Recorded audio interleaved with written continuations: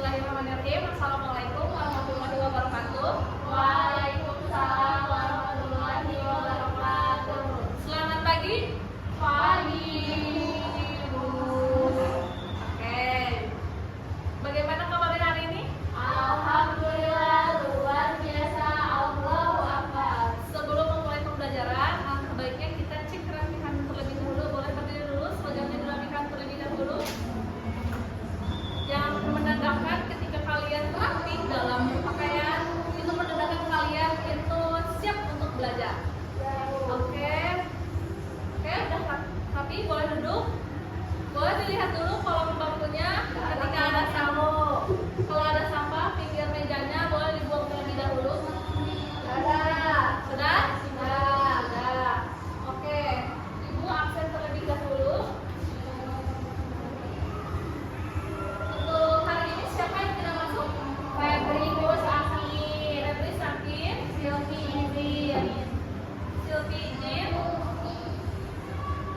Kita doakan bersama-sama untuk Febri, semoga lekas sembuh dan diberi kesehatan sehingga cepat sekolah lagi. Amin ya rabbal alamin. Sebelum melakukan pembelajaran, Ibu akan memberi soal pretest terlebih dahulu. Untuk soal pretestnya akan Ibu share ke Nova. Ibu waktu selama 5 menit cukup? Oke, baik. Sebelum ke materi hari ini, Ibu akan mengulas materi minggu kemarin mengenai ada ikatan kimia. Nah, kira-kira jenis ikatan kimia itu ada apa saja? Boleh saya? Ya, boleh, Nova. Ada ion, Ya. valen dan juga Nah, betul, Nova. Jenis-jenis ikatan kimia itu terdapat 3. Ada ikatan ion, ikatan kovalen, dan ikatan logam. Nah, apa sih ikatan ion itu? Boleh? Ya, betul. Jadi ikatan ion itu adalah ikatan yang terjadi pada ion-ion negatif dan ion-ion positif dengan gaya elektrostatis. Ya, betul, bahwa ikatan ion itu adalah ikatan yang terjadi ion positif dan ion negatif dengan gaya elektrostatis. Nah, oke, selanjutnya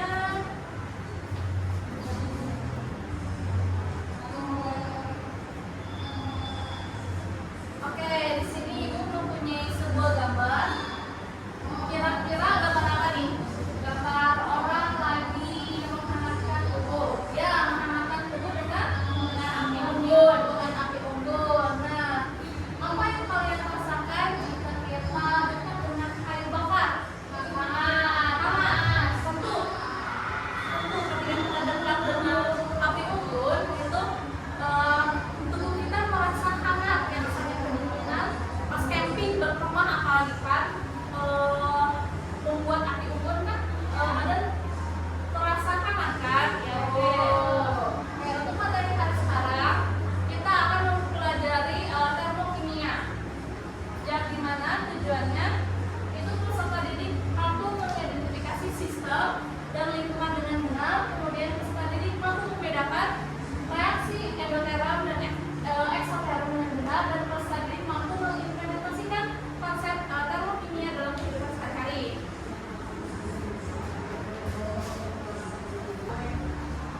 Oke, untuk pertama itu ada hukum pengepalan energi yang berbunyi, boleh dibacakan oleh Linda.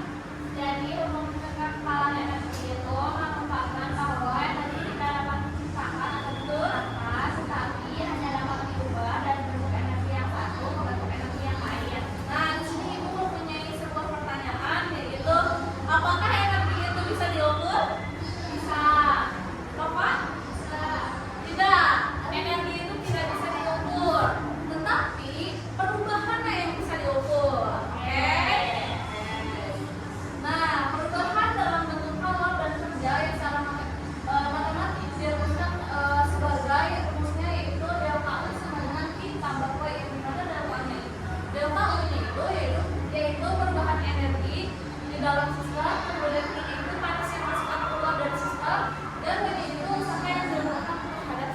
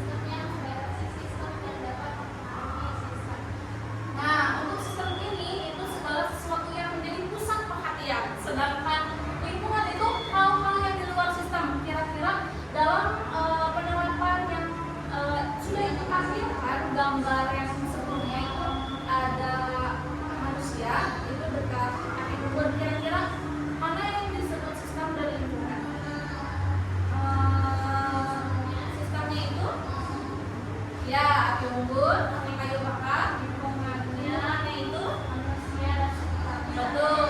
Bahwa lingkungan itu manusia dan sekitarnya. Yang dimana lingkungannya itu ketika kita dekat, sistemnya itu kan api unggun. Kayu bakar yang dibakar,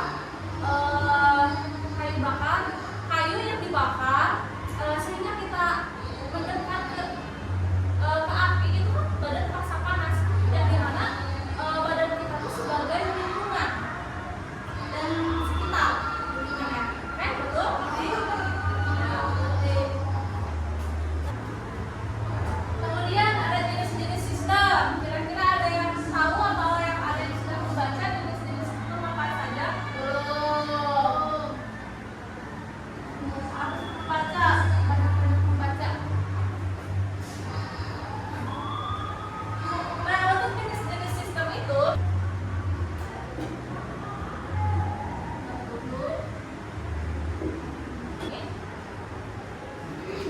ada sistem terbuka, sistem tertutup, dan sistem terisolasi. Kira-kira ada yang mau mendeskripsikan? Silahkan di sini aja. Ya.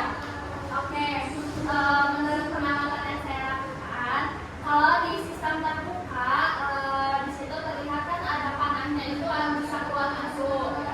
Jadi energinya itu bisa keluar dan juga bisa masuk. Sedangkan kalau materi itu juga sama, panahnya bisa keluar masuk. Jadi terjadi pertukaran energi dari luar ke dalam. Sedangkan kalau yang sistem tertutup, energinya bisa masuk dan bisa keluar, sedangkan materinya itu nggak bisa. Jadi materinya tetap di dalam sistemnya gitu. Kalau di sistem terisolasi berarti energi sama materinya tidak bisa keluar masuk gitu. Iya, betul. Tepuk tangan untuk Linda. Ya, selanjutnya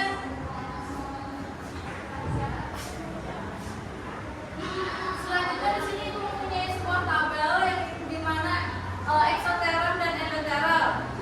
Ada eksoteron, menurut pendapat Nova dan Linda itu bahwa reaksi eksoteron itu melepaskan kalor, sedangkan endoteron itu menyerap kalor.